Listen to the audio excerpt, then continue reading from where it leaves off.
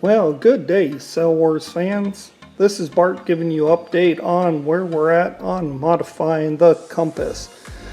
So we took it out on Saturday to see if this compass could compete against Dragon Force 65s, and we entered into the weekly club racing with Space Coast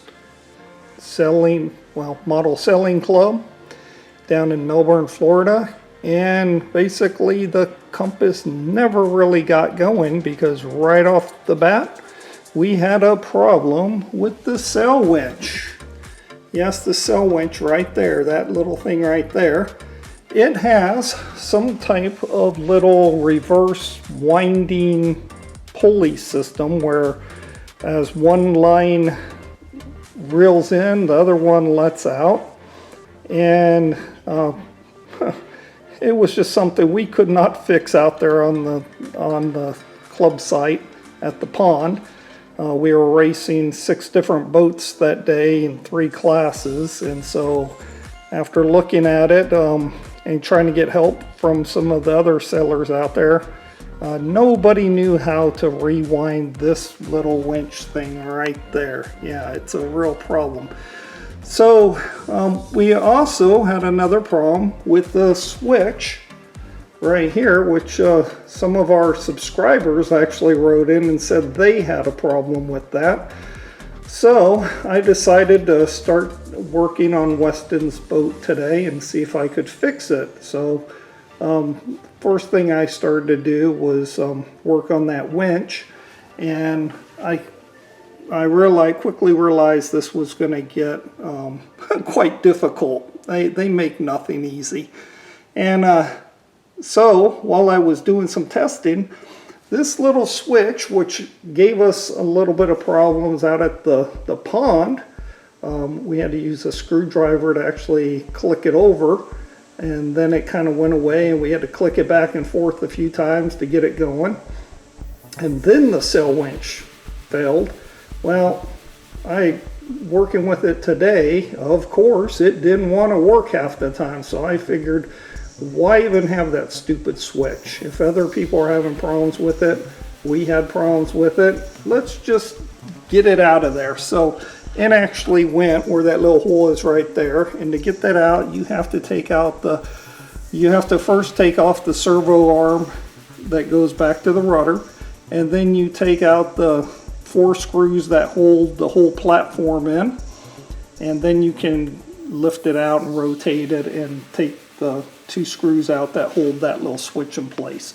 Now the boat will just go off and on as we plug in the battery and unplug it, which is perfectly fine since you have to remove the top to get to the switch, which didn't make sense either. If you're going to put a switch on it, maybe put it where it's accessible from the outside. So we went ahead and I took that off and got rid of it. Good riddance, piece of junk.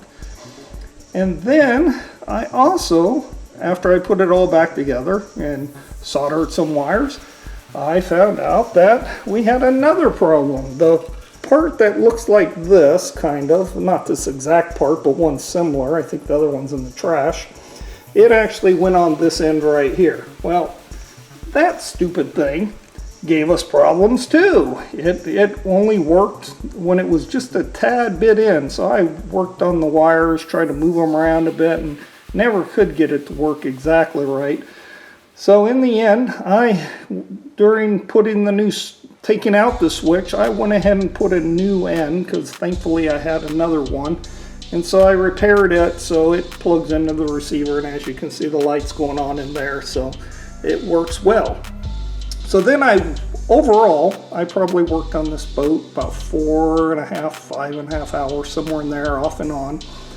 And I tried to redo the winch, oh my gosh, probably 35 times at least.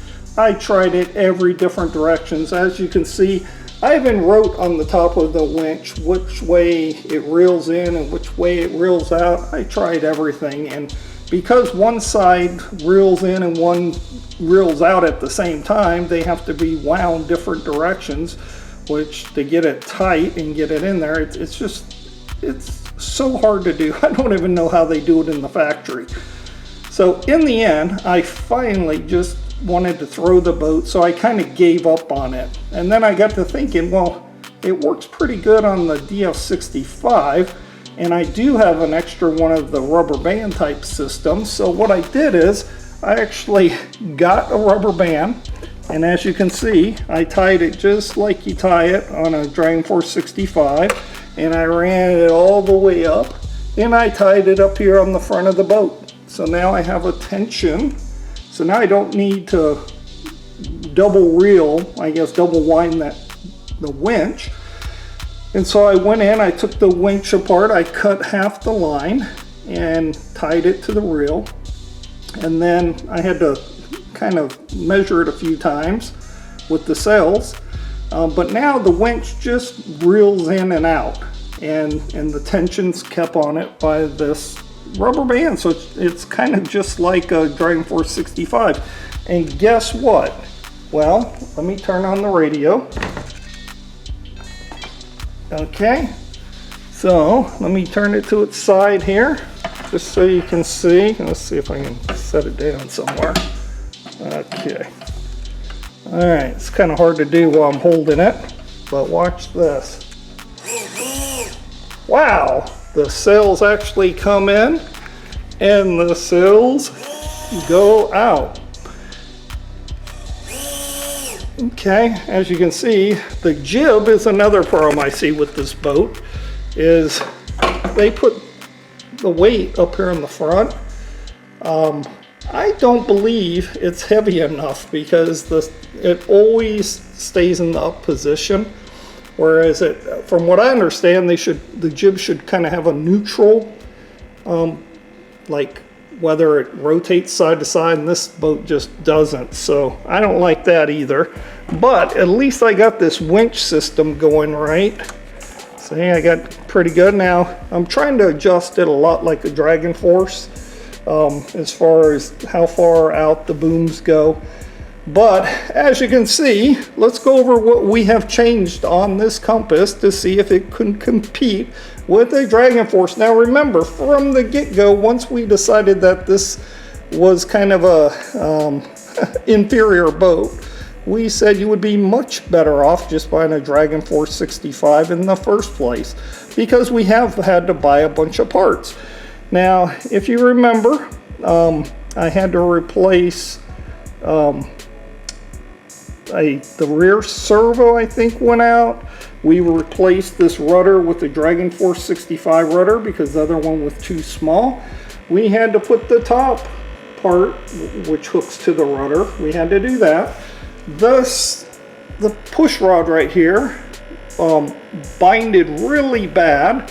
So basically, we bent it a little bit and honed it out a little bit. And one of our readers said water is going to get in there. But believe me, I don't think we'll ever have this little boat out in super rough, you know, like B and C sail conditions. So don't worry too much about that. I don't think any water is going to get in there. And then I took out all the AA batteries in that box and got rid of that. It sat up real high, and we put an aftermarket rechargeable battery in there, and I put one of the T-plugs on there because I use T-plugs on all my boats. I had to put a new receiver because the other one was absolute junk, and the transmitter was junk too. So we ended up buying a Joy's Way type here, this type. And as you can see, I put toothpicks on there for Weston because he's a newer sailor. And we bought that. I bought this receiver. So we probably, I forget exactly, I think I spent like 30, 40 bucks on Macari to get a used transmitter, and the receiver I think was like $12, $13 off AliExpress. And so there you go. That's all the parts we've replaced. Just about all the parts electronically. And I guess when we get another opportunity, we will go out and test this compass again And again, I do not advise buying a compass. Just go ahead and go out and buy a Dragon Force 65. Remember, they also didn't give us a certain part that goes on the top of the cell here. And when I contacted, forget NFSTRIKE or something from AliExpress, they basically couldn't help us at all. So they said they contacted people, but give me a break. What a joke.